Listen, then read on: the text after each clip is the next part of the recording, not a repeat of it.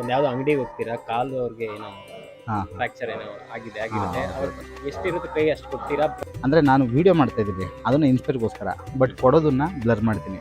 ಯಾರಿಗಾದ್ರೂ ಗೀವ್ ಅವೇ ಮಾಡಿದ್ರು ಕೂಡ ಅಲ್ಲಿ ಇರೋಂಥ ಎಷ್ಟು ಅಮೌಂಟ್ ಕೊಟ್ಟಿರ್ತೀನಿ ಅದನ್ನು ಬ್ಲರ್ ಮಾಡಿರ್ತೀನಿ. ಕೊಡೋರಿದ್ದಾರೆ. ಇದು ಹೊಸ ವಿಷಯ, ನಂಗೆ ಹಂಗೆ ಯೋಚನೆ ಮಾಡ್ತಾರೆ ಅಂತ ಗೊತ್ತಿಲ್ಲ. ನಾನು ಬಂದ್ಬಿಟ್ಟು 50-100 ಕೊಡುವಂಥವನ್ನಲ್ಲ, ಜಾಬಲ್ಲಿ ಹಿಂಗೆ ತೆಗೆದು ಹಿಂಗೆ ಕೊಟ್ಬಿಡೋಂಥವನು. ಜನ ಅನ್ನಕ್ಕೆ ಬೆಲೆ ಕೊಡ್ತಾ ಇಲ್ಲ, ರೈತನಿಗೆ ಬೆಲೆ ಇಲ್ಲ, ಈ ಥರ ಕಾನ್ಸೆಪ್ಟ್ಗಳನ್ನ ತೊಗೊಂಡು ಅದ್ರ ಮೇಲೆ ಒಂದು ವೀಡಿಯೋ ಮಾಡ್ತೀವಿ ನಾವು. ನನ್ನಲ್ಲಿ ಏನೋ ಇದೆ ಅಂತ ಒಂದು ಗೊತ್ತಿತ್ತು, ಅಂದರೆ ನಮ್ಮನ್ನು ಹಿಂಗೆ ತಳ್ಳಿ ಬಿಡೋರು ಯಾರೂ ಇರಲಿಲ್ಲ. ನಾನಿರೋ ಹುಟ್ಟು ಆಮೇಲೆ ಈ ಥರ ನೋಡಿದ ತಕ್ಷಣ ಇದು ಮಾಡೋರು. ಇವತ್ತು ಈ ಮುಖನೇ ಕನ್ನಡ ಸಿನಿಮಾ ಇಂಡಸ್ಟ್ರಿಗೆ ವಿಲನ್ ಆಗಿ ಹೋಗೋದಕ್ಕೆ ಈ ಮುಖ ಕಾರಣ ಆಗಿದೆ. ತಮಿಳ್ ಸಿನಿಮಾ ಇಂಡಸ್ಟ್ರಿಯಲ್ಲಿ ಆಲ್ರೆಡಿ ಒಂದು 4-5 ಸಿನಿಮಾಗೆ ಮೇನ್ ವಿಲನ್ ಕ್ಯಾರೆಕ್ಟರ್ ಕೊಡ್ತೀವಿ ರೋಲು ಅಂತ ಹೇಳಿದ್ದಾರೆ. ಬೆಳೆಸಿದ ಕನ್ನಡಿಗರು ಹೋಗ್ಬಿಟ್ಟ ತಮಿಳ ಅಂತರ ಇಲ್ವಾ? ಅಂದೆ ಅಂತ ಇರೋಂಥವ್ರು ಏನು 50 ರೂಪಾಯಿ 20 ರೂಪಾಯಿ 50 ರೂಪಾಯಿ ಕೊಟ್ಬಿಟ್ಟು ಇವನು ಬಿಟ್ಟು ಪಬ್ಲಿಸಿಟಿ ಆ ಥರ ಹಂಗೂ ಯೋಚನೆ ಯೋಚನೆ ಮಾಡೋರಿದ್ದಾರೆ. ಇದು ಹೊಸ ವಿಷಯ, ನಂಗೆ ಹಂಗೆ ಯೋಚನೆ ಮಾಡ್ತಾರೆ ಅಂತ ಗೊತ್ತಿಲ್ಲ. ನಾನು ಬಂದ್ಬಿಟ್ಟು 50-100 ಕೊಡುವಂಥವನ್ನಲ್ಲ, ಜಾಬಲ್ಲಿ ಹಿಂಗೆ ತೆಗೆದು ಹಿಂಗೆ ಕೊಟ್ಬಿಡೋಂಥವನು. ಎಷ್ಟಿರುತ್ತೋ ಅಷ್ಟು ಕೊಡ್ತೀನಿ. ಒಬ್ಬೊಬ್ಬರಿಗೆ ಜಾಬಲ್ಲಿ ಹಿಂಗೆ ಹುಡುಕ್ತೀನಿ, ತಡ್ಕಾಡ್ತೀನಿ, ಎಷ್ಟು ಸಿಗುತ್ತೋ ಅಷ್ಟು ಕಾಯಿನ್ ಸಮೇತ ಇಟ್ಕೊಳ್ಳಲ್ಲ. ನನಗೆ ಬೇಕು ಅಂದರೆ ಒಂದು 10 ರೂಪಾಯಿ 20 ರೂಪಾಯಿ ಅಷ್ಟೇ ನಾನು ಇಟ್ಕೊತೀನಿ, ಮಿಕ್ಕಿದೆಲ್ಲ ತೆಗೆದು ಕೊಟ್ಬಿಡ್ತೀನಿ.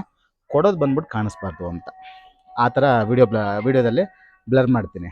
ಅದೊಂದೇ ರೀಸನ್, ಇನ್ಸ್ಪೈರ್ ಆಗಲಿ ಅಂತ ವೀಡಿಯೋ ಮಾಡ್ತಿದ್ದೀವಿ ಅಷ್ಟೇ. ನಾವು ಹೆಸರು ಮಾಡಬೇಕು ಅಂತ ಮಾಡಿದ್ರೆ ಆಲ್ರೆಡಿ ನನಗೆ ಟ್ಯಾಟೂ ಮಾಡೋದ್ರಲ್ಲಿ ಆಮೇಲೆ ವೀಡಿಯೋ ಮಾಡೋದ್ರಲ್ಲೇ ಹೆಸರಿದೆ. ಚೆನ್ನಾಗಿ ಮಾಡ್ತಾರಪ್ಪ ವೀಡಿಯೋ, ಆಮೇಲೆ ಹಾರ್ಟಿಗೆ ಟಚ್ ಆಗೋ ಥರ ವೀಡಿಯೋ ಮಾಡ್ತಾರೆ. ಇವ್ರ ಕಾನ್ಸೆಪ್ಟ್ ಚೆನ್ನಾಗಿದೆ, ಸಮಾಜದಲ್ಲಿ ಏನು ನಡೆಯುತ್ತೋ ಅದನ್ನು ಬದಲಾಯಿಸೋಕ್ಕಾಗತ್ತಾ ಅಂತ ನೋಡ್ತೀವಿ. ಏನಾದರೂ ಕಾನ್ಸೆಪ್ಟ್ ಯೋಚನೆ ಮಾಡ್ತೀವಿ. ಹೆಣ್ಣು ಭ್ರೂಣ ಹತ್ಯೆ ಬಗ್ಗೆ ವೀಡಿಯೋ ಮಾಡಿದ್ದೀವಿ, ಹಸಿವು ಅನ್ನೋದ್ರ ಬಗ್ಗೆ. ಜನ ಅನ್ನಕ್ಕೆ ಬೆಲೆ ಕೊಡ್ತಾ ಇಲ್ಲ, ರೈತನಿಗೆ ಬೆಲೆ ಇಲ್ಲ, ಈ ಥರ ಕಾನ್ಸೆಪ್ಟ್ಗಳನ್ನ ತೊಗೊಂಡು ಅದ್ರ ಮೇಲೆ ಒಂದು ವೀಡಿಯೋ ಮಾಡ್ತೀವಿ ನಾವು. ಸೊ ನಾವು ವೀಡಿಯೋ ಮಾಡೋದ್ರಲ್ಲೇ ನಮಗೆ ಆಲ್ರೆಡಿ ಸ್ವಲ್ಪ ಜನಕ್ಕೆ ಮುಖ ಪರಿಚಯ ಇದೆ. ಇನ್ನು ಯಾರಿಗೋ ಕೊಟ್ಬಿಟ್ಟು ನಾವು ಮುಖ ಪರಿಚಯ ಮಾಡ್ಕೋಬೇಕು ಅನ್ನೋದೇನಿಲ್ಲ. ಕೊಡೋದೇನಕ್ಕೆ ಅಂದರೆ, ನಾನು ಭಿಕ್ಷೆ ಬೇಡಿದ್ದೀನಿ ರೋಡಲ್ಲಿ. ಒಂದು ತುತ್ತು ಅನ್ನಕ್ಕೆ ತುಂಬ ಕಷ್ಟಪಟ್ಟಿದ್ದೀನಿ. ಯಾಕೆಂದರೆ ಇದು ದೇವಸ್ಥಾನದ ಹತ್ರ ನಿಂತ್ಕೊಂಡು ನಾವು ವೀಡಿಯೋ ಶೂಟ್ ಮಾಡ್ತಿದ್ದೀವಿ. ದೇವಸ್ಥಾನದಲ್ಲಿ ಸುಳ್ಳು ಹೇಳ್ಬಾರ್ದು, ಮತ್ತು ನಾನು ಸುಳ್ಳು ಹೇಳೋದು ಇಲ್ಲ. ಸುಳ್ಳು ಹೇಳಿದ್ರೆ ಯಾವತ್ತನ ಒಂದು ದಿವಸ ತಗ್ಲಾಕೋಗ್ಬಿಡ್ತೀವಿ. ಸೊ ಹಂಗಾಗಿ ಸತ್ಯ ಏನಿದೆಯೋ ಅದು ಹೇಳೋಣ. ನಾನು ಹೇಳಿದ್ನಲ್ಲ, ಊಟಕ್ಕೋಸ್ಕರ ಕಳ್ತನ ಮಾಡಿದ್ದೀನಿ. ಆಮೇಲೆ ತುಂಬ ಕಷ್ಟಪಟ್ಟಿದ್ದೀನಿ, ತುಂಬ ಅಂದರೆ ತುಂಬ ಕಷ್ಟಪಟ್ಟು ಬಂದಿರೋದು. ಇದರಲ್ಲಿ ಮಾರುತಿ ನಗರದಲ್ಲಿ ಒಂದು ಸಾಯಿಬಾಬಾ ದೇವಸ್ಥಾನ ಇದೆ. ಆ ಸಾಯಿಬಾಬಾ ದೇವಸ್ಥಾನ ಮುಂದೆ ಒಂದು ಕಲ್ಲಿದೆ. ಆ ಕಲ್ಲಿಗೆ ಗೊತ್ತಿದೆ ನಾನು ಎಷ್ಟು ಕಷ್ಟಪಟ್ಟಿದ್ದೀನಿ ಅಂತ. ಅಲ್ಲಿ ಕುತ್ಕೊಂಡು ಕಣ್ಣಲ್ಲಿ ನೀರು ಹಾಕ್ತಿದ್ದೆ ದಿನ, ಏನಪ್ಪ ಇಷ್ಟು ಕಷ್ಟ ಅಂತ. ಆದರೆ ಯಾವತ್ತೂ ಹೋಪ್ ಬಿಡಲಿಲ್ಲ. ನನ್ನಲ್ಲಿ ಏನೋ ಇದೆ ಅಂತ ಒಂದು ಗೊತ್ತಿತ್ತು, ಅಂದರೆ ನಮ್ಮನ್ನು ಹಿಂಗೆ ತಳ್ಳಿ ಬಿಡೋರು ಯಾರೂ ಇರಲಿಲ್ಲ. ಆಮೇಲೆ ಹೆಂಗೋ ತುಂಬ ಕಷ್ಟಪಟ್ಟು 12 ವರ್ಷದ ಸ್ಟ್ರಗಲ್ ಇದು ನನ್ನ ಲೈಫು. ಒಂದೇ ದಿವಸಕ್ಕೆ ಟ್ಯಾಟೂಗೋಸ್ಟ್ ಆಗಿಲ್ಲ. ಇವತ್ತು ಇಲ್ಲಿ ಬಂದು ನಿಂತ್ಕೊಂಡು ಏನೋ ಮಾಡ್ತಾ ಇದ್ದೀನಿ, ನನ್ನ ತಲೆಯಲ್ಲಿರೋದು ಏನೋ ಯೋಚನೆ ಮಾಡಿ 5-5 ನಿಮಿಷಕ್ಕೊಂದೊಂದು ಕಾನ್ಸೆಪ್ಟ್ ಬರುತ್ತೆ, ತೆಗೆದು ಹಂಗೆ ವೀಡಿಯೋ ಹಾಕ್ತೀನಿ. ಅಂದರೆ ಯಾವುದು ಡಮ್ಮಿ ವೀಡಿಯೋ ಇರಲ್ಲ ನಮ್ಮ ಹತ್ರ. ನಮ್ಮ ಅಕೌಂಟಲ್ಲಿ ಒಂದು ಡಮ್ಮಿ ವೀಡಿಯೋನೂ ಇಲ್ಲ. ಅಂದರೆ ಪ್ಲಾನಿಂಗ್ಸ್ ಎಲ್ಲ ಬೇರೆ ಥರ ಇರುತ್ತೆ, ನನ್ನ ತಲೆ ಬೇರೆ ಥರ ಯೋಚನೆ ಮಾಡ್ತಾ ಇರ್ತೀನಿ. ಯಾಕೆ ಬೇರೆ ಥರ ಯೋಚನೆ ಮಾಡಿ ಜನ ಅದನ್ನು ಹಾರ್ಟಿಗೆ ತೊಗೋತಾರಂದರೆ, ಆ ಕಷ್ಟದ ದಿನಗಳಿಂದ ಎಲ್ಲ ರಿಯಾಲಿಟಿ ನೋಡ್ಕೊಂಡ್ಬಂದಿದ್ದೀನಿ. ನನ್ನ ಅಕೌಂಟಲ್ಲಿ ಮಾಡೋ ವೀಡಿಯೋಗಳು ರಿಯಾಲಿಟಿ ಇರ್ತದೆ, ಕೆಲವೊಂದು ಸಿಮಿಲರ್ ನನ್ನ ಲೈಫಲ್ಲಿ ನಡೆದಿರೋದನ್ನೇ. ಆ ಒಂದು ವೀಡಿಯೋದಲ್ಲಿ ಇದೆಯಲ್ಲ, ಒಂದು ಕೆಟ್ಟ ಮಾತಲ್ಲಿ ಬೈತಾರೆ, ಅದು ಬಂದ್ಬಿಟ್ಟು ನನಗೆ ಯಾರೋ ಬೈದಿದ್ದಾರೆ. ಅನ್ನ ಹಿಂಗೆ ನೋಡ್ಕೊಬರೋಕ್ಕಾಗಲ್ಲೇನೋ ಅಂತ, ಅನ್ನ ಕೆಳಗಡೆ ಬೀಳಿಸ್ಬಿಟ್ಟು ನನಗೆ ನೋಡೋಕೆ ಬರೋಕ್ಕಾಗಲ್ಲೇನೋ ಅಂತ ಹೇಳಿದ್ರು. ನಾನು ಅದನ್ನೇ ಹಾಕೊಂಡು ತಿಂದಿದ್ದೀನಿ. ಸೊ ಅದನ್ನು ಒಂದು ರಿಯಲ್ ಇನ್ಸಿಡೆಂಟ್. ಹೌದು, ನಾನು ಮಾಡೋದು ಬಂದ್ಬಿಟ್ಟು ತುಂಬ ಜನಕ್ಕೆ ಗೊತ್ತಿರಲ್ಲ, ರಿಯಲ್ ಇನ್ಸಿಡೆಂಟ್ಗಳನ್ನ ಮಾಡ್ತೀನಿ. ಲೈಫಲ್ಲಿ ಆಗಿರೋ ರಿಯಲ್ ಇನ್ಸಿಡೆಂಟು. ಒಂದು ಸ್ಮಶಾನದಲ್ಲಿ ಹೋಗಿ ಅಳೋದಿದೆಯಲ್ಲ, ಅದು ಕೂಡ ರಿಯಲ್ ಇನ್ಸಿಡೆಂಟೆ. So real incident. ಬರ್ಡೇ ಆಯಿತು, ಸ್ಮಶಾನದಲ್ಲಿ ಯಾಕೆ ಮಾಡಿದೆ ಅಂದರೆ, ಸ್ವಲ್ಪ ಈ ಜನ ಗೋಸ್ಟ್ ಅಂತಾರಲ್ಲ, ಗೋಸ್ಟ್ ಅಂದರೆ ಏನು ಗೊತ್ತಾ, ಸ್ವಲ್ಪ ಕೆಲಸದಲ್ಲಿ ಗೋಸ್ಟೆ, ನೈಟ್ ಹೊತ್ತು ನಿದ್ದೆ ಮಾಡಲ್ಲ ನಾನು. ಆಮೇಲೆ ಇನ್ನೊಂದು ಹೇಳ್ಬೇಕಾಗಿತ್ತು ನಿಮ್ಮ ವ್ಯೂವರ್ಸ್ಗೆ, ಜೀವನದಲ್ಲಿ ನಾವು ಏನನ್ನ ಶಾಪ ಅನ್ಕೊತೀವೋ ಅದೇ ವರ ಆಗುತ್ತೆ. ಸೊ ಇದು ತುಂಬ ಜನ ಏನಾದರೂ ಇವತ್ತು ಅವ್ರು ಏನಾದರೂ ಕಾಲು ಇಲ್ದಿರೋ ಥರ ಹುಟ್ಬಿಟ್ರೆ, ಕಣ್ಣು ಇಲ್ದಿರೋ ಥರ ಹುಟ್ಟಿದ್ರೆ, ಸ್ಕಿನ್ ಟೋನ್ ಬ್ಲ್ಯಾಕ್ ಆಗಿ ಹುಟ್ಟಿದ್ರೆ, ಅವ್ರು ಕುತ್ಕೊಂಡು ದೇವ್ರು ನನ್ನ ಹಿಂಗೆ ಹುಟ್ಟಿಸ್ಬಿಟ್ನಲ್ಲ ಅಂತ ಬೇಜಾರು ಮಾಡ್ಕೊತಿರ್ತಾರೆ. ನಾನು ಕೂಡ ಎಷ್ಟೋ ಸಲ ಈ ಮುಖ ನನ್ನನ್ನು ಯಾರೂ ನೋಡ್ತಾ ಇಲ್ಲ, ನನ್ನನ್ನು ಹೆಣ್ಮಕ್ಳು ಮಾತಾಡ್ಸ್ತಾನೆ ಇರಲಿಲ್ಲ. ಎಲ್ಲನೂ ಹೋದರೆ ಇವನು ಯಾರು ಬೇರೆ ಥರ ಇದ್ದಾನಲ್ಲ, ಅವನು ರೌಡಿ ಥರ ಇದ್ದಾನೆ, ಇನ್ನೊಂದು ಮತ್ತೊಂದು ಅನ್ನೋರು. ಆಮೇಲೆ ನಾನಿರೋ ಹುಟ್ಟು ಆಮೇಲೆ ಈ ಥರ ನೋಡಿದ ತಕ್ಷಣ ಇದು ಮಾಡೋರು. ಇವತ್ತು ಈ ಮುಖನೇ ಕನ್ನಡ ಸಿನಿಮಾ ಇಂಡಸ್ಟ್ರಿಗೆ ವಿಲನ್ ಆಗಿ ಹೋಗೋದಕ್ಕೆ ಈ ಮುಖ ಕಾರಣ ಆಗಿದೆ. ತಮಿಳ್ ಸಿನಿಮಾ ಇಂಡಸ್ಟ್ರಿಯಲ್ಲಿ ಆಲ್ರೆಡಿ ಒಂದು 4-5 ಸಿನಿಮಾಗೆ ಮೇನ್ ವಿಲನ್ ಕ್ಯಾರೆಕ್ಟರ್ ಕೊಡ್ತೀವಿ ರೋಲು ಅಂತ ಹೇಳಿದ್ದಾರೆ. ನಾನು ಯಾಕೆ ಹೋಗ್ಲಿ ತಮಿಳ್ ಸಿನಿಮಾಗೆ? ತಮಿಳ್ ಸಿನಿಮಾದಲ್ಲಿ ಬೆಳೆಸಿರೋದು ಯಾರು? ನೀವು ರೆಡಿ ಇಲ್ಲ ಇವಾಗ ತಮಿಳ್ ಇಲ್ಲ. ತೆಲುಗಲ್ಲಿ ಹೋಗೋದಕ್ಕೆ? ರೆಡಿ ಇಲ್ಲ. ನನಗೇನು ಅಂದರೆ ನನ್ನ ಬೆಳೆಸಿರೋರು ಪ್ರೀತಿ ತೋರಿಸಿರೋ ಅನ್ನದಾತರು ಕನ್ನಡಿಗರು. ಅವ್ರು ಹೇಳಿ ಹೋಗ್ತೀನಿ, ನನ್ನನ್ನು ಅವ್ರು ಕರೆದ್ರೆ ನಾನು ಡೈರೆಕ್ಟ್ ಹೋಗಲ್ಲ. ಆಪರ್ಚುನಿಟಿ ಎಲ್ಲರಿಂದನೂ ಕರೆಕ್ಟ್. ಇಲ್ಲಿರುವಂತ ಹುಡುಗನ್ಗೆ Correct. ಬೇರೆ ಕಡೆಯಿಂದ ಆಪರ್ಚುನಿಟಿ ಸಿಗ್ತಿದೆ ಅಂತಂದಾಗ ಅದೇನಾಗತ್ತೆ ಗೊತ್ತಾ, ಕನ್ನಡಿಗರು ಮನಸ್ಸಿಂದ ಕನ್ನಡಿಗರು ಇರೋಂಥವ್ರು ಹೌದು. ಯಾರು ಬೇಡ ಅಂತ ಅನ್ನಲ್ಲ. ಆ ಬೇಡ ನಾನು ಅನ್ನಲ್ಲ. ಅಷ್ಟೇ, ನಾನು ಬೇಡ ಅನ್ನಲ್ಲ. ನೀವು ಇವಾಗ ಒಂದು ಮಾತು ಹೇಳಿದ್ರಲ್ಲ, ನೀವೇನಾದರೂ ಮಾಡಿದ್ರೆ ನೆಗೆಟಿವ್ ಆಗಿ ಯೋಚನೆ ಮಾಡುವಂಥ ಒಂದು ಗುಂಪಿದೆ ಅಂತ. ಅವ್ರೇನು ಹೇಳ್ತಾರೆ ಗೊತ್ತಾ, ಬೆಳೆಸಿದ ಕನ್ನಡಿಗರು ಹೋಗ್ಬಿಟ್ಟ ತಮಿಳ ಅಂತಾರ ಇಲ್ವಾ? ಅಂದೇ ಅಂತಾರೆ. ಅದಕ್ಕೆ ಜನರು ಪರ್ಮಿಷನ್ ತಗೊಳ್ಳೋಣ ಅಂತ ಫಸ್ಟ್ ಜನ ಏನಾದ್ರು ಮಾಡಿ ಬಂದ್ರೆ ಹೋಗಪ್ಪ ಚೆನ್ನಾಗಿರ್ತೀಯ ಅಂದ್ರೆ ಹೋಗ್ತೀನಿ. ಜನರ ಪರ್ಮಿಷನ್ ಇಲ್ದ್ರೆ ನಾನು ಹೋಗಲ್ಲ. ಯಾಕೆ ಗೊತ್ತಾ, ಇವತ್ತು ತಮಿಳ್ ಸಿನಿಮಾ ಇಂಡಸ್ಟ್ರಿಯಲ್ಲಿ ಮೇನ್ ವಿಲನ್ ಕ್ಯಾರೆಕ್ಟರ್ ಬರ್ತಿದೆ ಅಂತಂದಾಗ ಬೇರೆಯವ್ರಾದ್ರೆ ಹೋಗ್ಬಿಡ್ತಾ ಇದ್ರು. ನನಗೆ ಹೋಗ್ಬೇಕು ಅಂತಂದ್ರೆ ಬೆಳೆಸಿರೋರು ಯಾರು?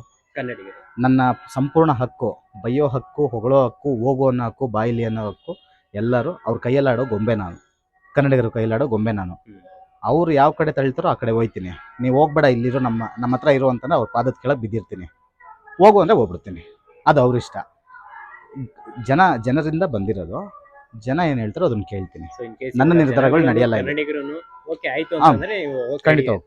ಖಂಡಿತ ಹೋಗ್ತೀನಿ. ಅಂದರೆ ಅವ್ರ ಪರ್ಮಿಷನ್ ಬೇಕು ನನಗೆ. ಇವತ್ತು ಎಲ್ಲೋ ಒಂದು ಮೂಲೆಯಲ್ಲಿ ಭಿಕ್ಷೆ ಬೇಡ್ಕೊಂಡು, ನಾನು ಹೇಳಿದ್ನಲ್ಲ ಚಂದ್ರಲ್ಲ ಹೋಟೆಲ್ ಭಿಕ್ಷೆ ಬೇಡಿರೋನು ನಾನು. ಭಿಕ್ಷೆ ಬೇಡೋನ್ನ ತಂದು ಇವತ್ತು ಇಲ್ಲಿವರೆಗೂ ನಿಲ್ಲಿಸಿದ್ದಾರೆ. ಈ ಕ್ಯಾಮ್ರಾ ತೊಗೊಂಡು ನೀವು ಬಂದಿದ್ರೆ ಇಂಟರ್ವ್ಯೂ ಮಾಡೋಕ್ಕೆ ಅಂದರೆ ಕಾರಣ ಕನ್ನಡಿಗರು. ಹೌದು. ಅವರೇ ನಮ್ಮನ್ನು ಬೆಳೆಸಿರೋದು. ಅವ್ರು ಬೆಳೆಸ್ಬಿಟ್ಟು ನಾನು ತಮಿಳ್ ಸಿನಿಮಾ ಇಂಡಸ್ಟ್ರಿಯಲ್ಲಿ, ಕನ್ನಡ ಇದು ತೆಲುಗು ಸಿನಿಮಾ ಇಂಡಸ್ಟ್ರಿಯಲ್ಲಿ ನಾನು ವಿಲನ್ ಕ್ಯಾರೆಕ್ಟರ್ ಮಾಡಿ ಅಲ್ಲಿರೋ ಜನ ಮೆಚ್ಚಿಸ್ಬೇಕಾ? ನೋಡಿ ಕನ್ನಡಿಗರು ನಾವುಗಳು ಬೆಳೆಸಿದ್ವಿ, ಇವಾಗ ನೋಡಿದ್ರೆ ಅಲ್ಲೋ ಹೋಗಿದ್ದಾರೆ. ಕನ್ನಡಿಗರು ಅನ್ನಲ್ಲ, ನನ್ನನ್ನು ಹೇಟ್ ಮಾಡುವಂಥ ಮನಸ್ಥಿತಿ ಇದೆಯಲ್ಲ ಅವರು. ಈ ವಿಡಿಯೋನ ಫಸ್ಟ್ ನೋಡೋದು ಹೇಟರ್ಸ್. ನಮ್ಮನ್ನ ಬೆಂಬಲ ಕೊಡೋರು ಏನು ಅಂತಾರೆ, ಟ್ಯಾಟೂಗೋಸ್ಕರ ವಿಡಿಯೋ ಅಪ್ಲೋಡ್ ಆಗಿದ ತಕ್ಷಣ ಟಬುಕ್ ಅಂತ ಬಂದು ನೋಡ್ತಾರಲ್ಲ, ಅವರೆಲ್ಲ ಹೇಟರ್ಸೇ ಆಗಿರ್ತಾರೆ.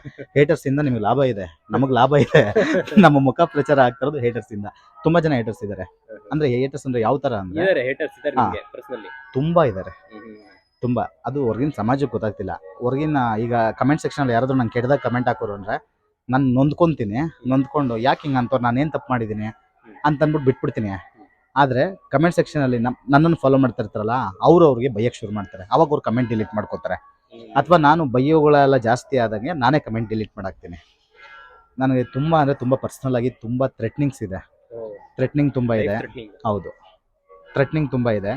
ಆಮೇಲೆ ಬೈಯೋರು ಜಾಸ್ತಿ. ಬೈಯೋದು ಅಂತ ಲೈಫ್ ಥ್ರೆಟ್ನಿಂಗ್ ಅಂದರೆ ನಿನ್ನ ಟ್ಯಾಟೂ ಶಾಪನ್ನು ಇರಕ್ಕೆ ಬಿಡಲ್ಲ. ಒಂದು ಇದು ಯಾವ ಥರ ಅಂದರೆ, ಬಿಸ್ನೆಸ್ಸಲ್ಲಿ ಬೇರೆ ಸ್ಟುಡಿಯೋದ ನನಗೆ ರೋಡಲ್ಲಿ ಹಿಡ್ಕೊಂಡು ಹೊಡೆದಿದ್ದಾರೆ. ಇದು ನಾನು ಹೇಳ್ಕೋಬಾರ್ದು ಅಂತಿದ್ದೆ. ನನ್ನ ಆರಿಕಾ ಟ್ಯಾಟೂ ಸಪ್ಲೈ ಇದೆಯಲ್ಲ ಮಾರ್ಕೆಟಲ್ಲಿ, ಅಲ್ಲಿ ನಾನು ಐಟಮ್ ತೊಗೊಂಡು ಬರ್ತಾ ಇದ್ದೆ. ನನ್ನ ಟ್ಯಾಟೂ ಶಾಪ್ಗೆ ಬೇಕಾಗಿರೋ ಐಟಮ್ಸ್ ಎಲ್ಲ ತೊಗೊಬರ್ತಾ ಇದ್ದೆ. ತೊಗೊಬರ್ಬೇಕಾದ್ರೆ ಯಾರೋ ಫೋನ್ ಮಾಡಿಬಿಟ್ಟು, ನೋಡ್ರಪ್ಪ ನಮಗೆಲ್ಲ ಬಿಸ್ನೆಸ್ಸೇ ಇಲ್ಲ, ಟ್ಯಾಟೂ ಗೋಸ್ಟ್ ಅಂತಂದರೆ. ಅಂದರೆ ಜನ ಹೆಂಗೆ ಯೋಚನೆ ಮಾಡ್ತಾರೆ ಅಂದರೆ, ಟ್ಯಾಟೂ ಹಾಕಿಸ್ಬೇಕು ಅಂದರೆ ಫಸ್ಟ್ ಮೈಂಡಲ್ಲಿ ಬರೋದು ಟ್ಯಾಟೂ ಗೋಸ್ಟ್. ನಾನು ಸಿಕ್ಕಿಲ್ಲ ಅಂದರೆ ನೆಕ್ಸ್ಟ್ ಬೇರೆ ಟ್ಯಾಟೂ ಶಾಪನ್ನು ವಿಸಿಟ್ ಮಾಡ್ತಾರೆ. ಅದರಲ್ಲಿ ಬೇರೆ ಸ್ವಲ್ಪ ರೂಮರ್ಸ್ ಇದೆ, ಇವನು ಲಕ್ಕಿ ಹ್ಯಾಂಡ್ ಟ್ಯಾಟೂ ಆರ್ಟಿಸ್ಟ್, ಅದು ಇದು ಸ್ವಲ್ಪ ಇದೆ. ಆಮೇಲೆ ನಮ್ಮ ವರ್ಕನ್ನು ಚೆನ್ನಾಗಿ ತೋರಿಸ್ತೀವಲ್ಲ, ಹಂಗಾಗಿ ಜನಕ್ಕೇನು ಅಂತಂದರೆ ಫಸ್ಟು ಟ್ಯಾಟೂ ಗೋಸ್ಟ್. ಅವ್ನು ಸಿಗಲಿಲ್ಲ ಅಂದರೆ ಬೇರೆ ಕಡೆ ಹೋಗೋಣ ಅಂತ ಯೋಚನೆ ಮಾಡ್ತಾರೆ. ಹಂಗಾಗಿ ಸ್ವಲ್ಪ ಬಿಸ್ನೆಸ್ ಜಾಸ್ತಿ ಅಲ್ಲ. ನಾನೊಂದು 30,000 ರೂಪಾಯಿ ಐಟಮ್ಸ್ನ ತೊಗೊಂಡಿದ್ದೆ, ನೀಡಲ್ಸ್ ಅದು ಇದು.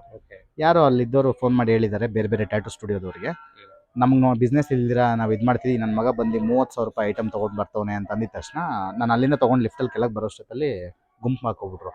ನನ್ನ ಶರ್ಟೆಲ್ಲ ಅರ್ಧಾಕಿ ಮೇನ್ ರೋಡಲ್ಲಿ ಶರ್ಟೆಲ್ಲ ಅರ್ಧಾಕಿ ಇಟ್ಕೊಂಡು ಹೊಡೆದಿದ್ದಾರೆ ಅಂದರೆ ನೆಲದಲ್ಲಿ ಉಲ್ಡಾಡ್ಸಿ ಹೊಡೆದಿದ್ದಾರೆ. ಟ್ಯಾಟೂ ಇಂಡಸ್ಟ್ರಿ ಅವರು. ಅವ್ರು ಯಾರು, ಅವ್ರು ಏನು ಸ್ಟುಡಿಯೋ ಎಲ್ಲಿದೆ, ಏನು ಯಾರ್ಯಾರು ಎಲ್ಲರ ಮುಖನೂ ನೋಡಿದ್ದೀನಿ ಅಣ್ಣ. ಅಂದರೆ ನಾನು ಅವ್ರಿಗೇನು ತೊಂದರೆ ಕೊಡಲ್ಲ. ಏನು ಅಂತಂದರೆ, ಒಂದು ಇವಾಗ ನಾನೇನು ಬೆಳೆದಿದ್ದಾರೆ ಅಂತ ನಾನು ಅದನ್ನು ನಂಬೋದು ಇಲ್ಲ. ಯಾಕಂದರೆ ಯಾರನ್ನ ಬೆಳೆದಿದ್ದೀರಾ ನೀವು, ಅಣ್ಣ ನೀವು ತುಂಬ ಬೆಳೆದಿದ್ದೀರಾ ಅಂತಾರೆ, ನನಗೆ ಅವರು ರೇಗಿಸ್ತಾ ಇದ್ದಾರೆ ಅಂತ ಅನಿಸ್ತಾ ಇದೆ. ರೀಸನ್ ಬಂದು ಬಿಸ್ನೆಸ್ ಎಲ್ಲ ಅವ್ರ ಕಡೆ ಹೋಗ್ತಾ ಇದೆ. ಹೌದು, ಅದೊಂದೇ ಬಿಸ್ನೆಸ್. ನಾನು ಅವ್ರ ಹತ್ರ ಹೋಗ್ಬಿಟ್ಟು ಕೈ ಮುಗ್ದು ಕಾಲಿಗೆ ಬಿದ್ದು, ಅಣ್ಣ ನನಗೆ ಒಂದು ಕೆಲಸ ಕೊಡಿ, ನಾನು ಒಬ್ಬ ಆರ್ಟಿಸ್ಟು, ನಿಮ್ಮ ಅಂಗಡಿ ಕೆಲಸ ಮಾಡ್ತೀನಿ, ಒಂದು ದಿವಸಕ್ಕೆ 500 ರೂಪಾಯಿ ಕೊಡಿ, ಜೀವನ ಕಟ್ಕೋತೀನಿ ಅಂತ ಅಂದಾಗ ಯಾರು ಕೊಡಲಿಲ್ಲ. ಇವತ್ತು ನನ್ನ ಸ್ವಂತ ಟ್ಯಾಲೆಂಟಿಂದ ನಾನು ಕಷ್ಟಪಟ್ಟು ಎಫರ್ಟ್ ಹಾಕಿ ನಾನು ಇಲ್ಲಿವರೆಗೂ ಬಂದಿದ್ದೀನಿ ಅಂತಂದರೆ, ಈಗ ಬಂದ್ಬಿಟ್ಟು ಇವ್ನು ಬೆಳೆದು ಬಿಟ್ಟಿದ್ದಾನೆ, ನಮಗೆ ಬಿಸ್ನೆಸ್ ಇಲ್ಲ ಅಂತ ನಾನು ಎಷ್ಟೋ ಜನಕ್ಕೆ ಬಿಸ್ನೆಸ್ ಕೊಟ್ಟಿದ್ದೀನಿ. ಅದರಿಂದ ಒಂದು ಥ್ರೆಟ್ನಿಂಗ್ ಇದೆ ಅಷ್ಟೇ. ಆಮೇಲೆ ಈಗ ಪಾಪ ಅವರು ಏನೂ ಮಾಡ್ತಿಲ್ಲ.